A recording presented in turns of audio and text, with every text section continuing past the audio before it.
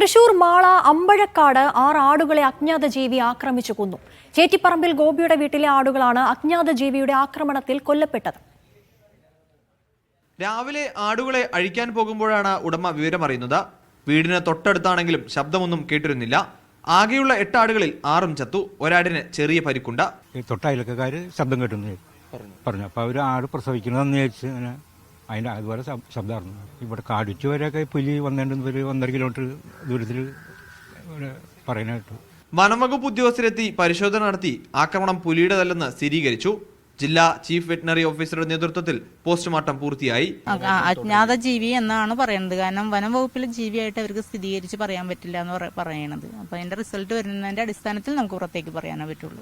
Postmortem റിപ്പോർട്ടും ശാസ്ത്രീയ പരിശോധനാ ഫലവും വന്ന ശേഷമേ ഏത് ജീവിയാണ് ആക്രമിച്ചതെന്ന് സ്ഥിരീകരിക്കാനാവൂ. മീഡിയ 1 തൃശൂർ.